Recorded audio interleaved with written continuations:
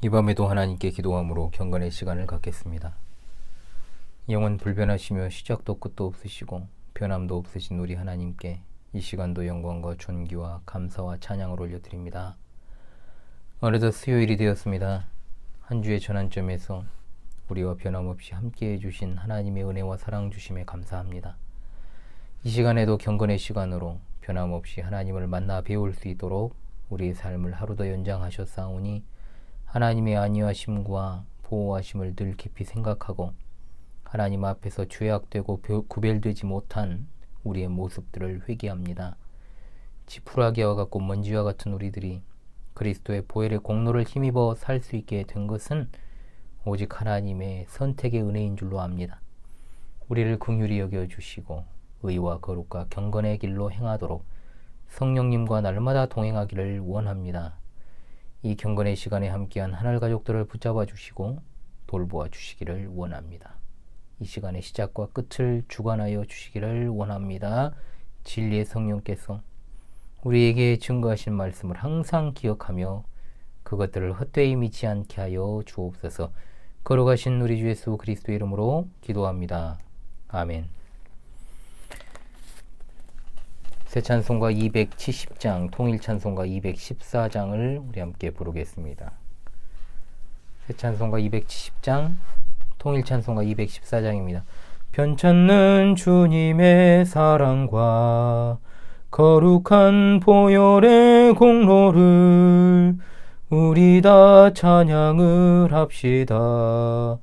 주님을 만나볼 때까지 예수는 우리를 깨끗게 하시는 주시니 그의 피 우리를 눈보다 더 희게 하셨네.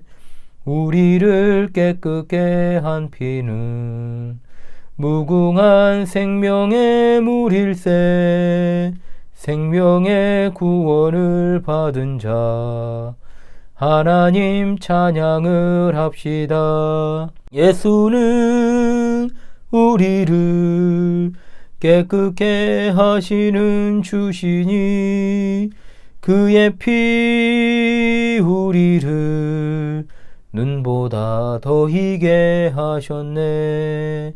주님의 거룩한 보혈을 날마다 입으로 간증해 담대히 싸우며 나가세. 천국에 들어갈 때까지 예수는 우리를 깨끗게 하시는 주시니 그의 피 우리를 눈보다 더 희게 하셨네. 십자가 단단히 붙잡고 날마다 이기며 나가세. 머리에 면류관 쓰고서 주 앞에 찬양할 때까지 예수는 우리를 깨끗게 하시는 주시니 그의 피 우리를 눈보다 더 희게 하셨네. 아멘. 하나님 말씀 보겠습니다. 하나님 말씀 사도행전 16장 1절에서 5절입니다. 사도행전 16장 1절로 5절의 말씀입니다. 제가 낭독하도록 하겠습니다. 바울이 더베와 루스드라에도 이르매 거기 디모데라 하는 제자가 있으니 그 어머니는 믿는 유대 여자요 아버지는 헬라인이라. 디모데는 루스드라와 이고니온에 있는 형제들에게 칭찬받는 자니 바울이 그를 데리고 떠나고자 할새 그 지역에 있는 유대인으로 말미암아 그를 데려다가 할례를 행하니 이는 그 사람들이 그의 아버지는 헬라인인 줄 다 알미르라. 여러 성으로 다녀갈 때 예루살렘에 있는 사도와 장로들이 작정한 규례를 그들에게 주어 지키게 하니 이에로 교회가 믿음이 더 굳건해지고 수가 날마다 늘어가니라. 아멘. 바울 사도가 믿음 안에 있는 이방인 자녀들의 영적인 건강과 안녕을 염려하여 신라를 데리고 소아시아 교회들을 둘러보러 떠나는 것이 바로 두 번째 전도 여행의 취지입니다. 바울이 루스드라에서 디모데를 만나게 되는데 그는 사랑과 신뢰를 받을 만한 참으로 믿음직한 동역자였습니다. 이 사람들이 여러 성으로 돌아다니면서 15장에서 있었던 예루살렘 총회의 결과 내용을 알려주고 교회들에게 힘을 북돋워 주었습니다. 이처럼 사도행전 16장은 바로 15장 마지막 부분에서 살펴보았던 것과 같이 바울 사도와 실라가 두 번째 전도 여행길을 떠나는 모습을 기록합니다.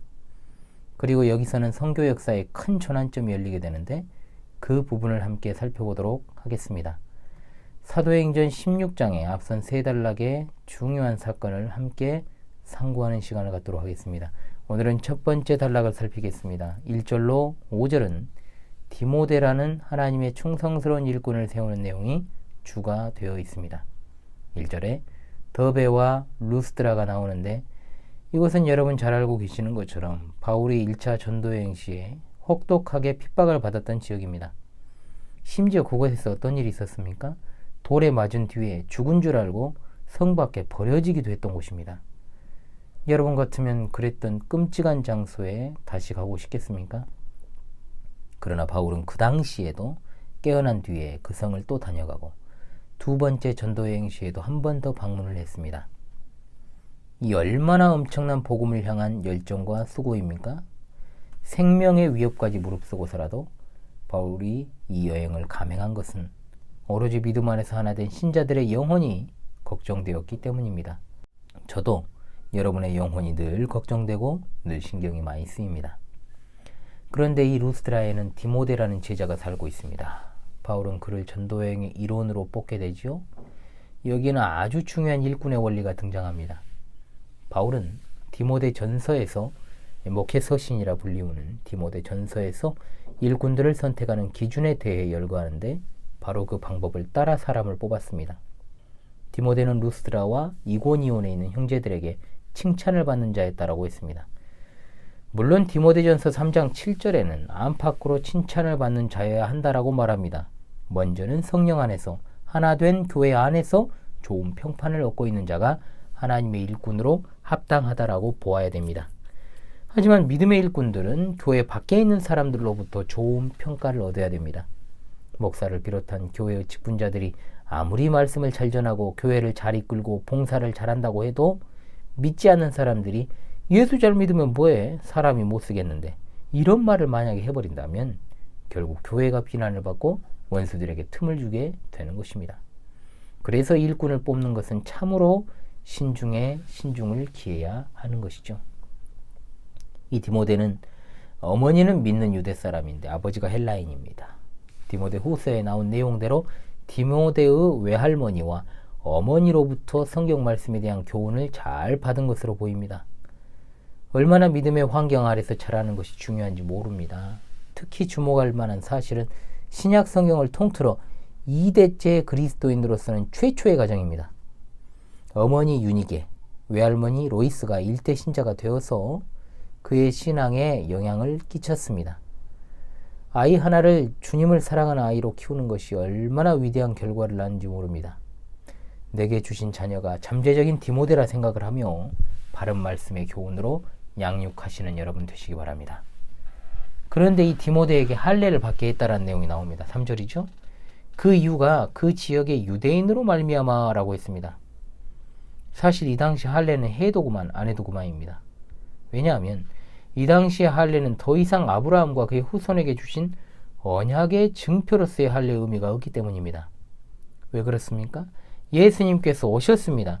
오심으로 말미암아 외적 증표로서의 할례가 성취가 되었기 때문입니다. 그러나 왜 이때 바울이 할례를 받게끔 했을까요?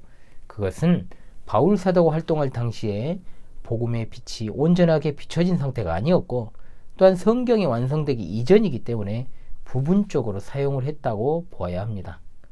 즉 그림자가 아닌 실체이신 주님이 오신 이후에 외적인 의식은 폐지되어야지만 복음의 진리가 더욱 분명하게 알려지기까지는 이러한 의식들의 사용이 자유로울 수 있었다는 시대적 상황을 생각해야 되고, 그럼에도 불구하고 이런 의식들이 하나의 미신적인 행태로 시행되는 것은 잘못된 것입니다. 그러므로 바울이 디모데에게 할례를 받게 한 것은 합법적인 것이다 볼 수 있습니다. 또한 디모데의 어머니가 유대인이라고 하는 것은 랍비의 법에 따라 아들인 디모데가 언약을 성취해야 되므로 유대인들에게 불필요한 구설수에 오르지 않게 하기 위해 할례를 받게 한 측면도 있습니다. 유대인 신자들을 대상으로 하는 복음 전도에서 당연히 장애물을 걷어내는 것이 바울의 목적이었던 것이죠. 그런데 갈라디아서에는 디도에게는 할례를 받지 못하게 하는 장면이 나옵니다.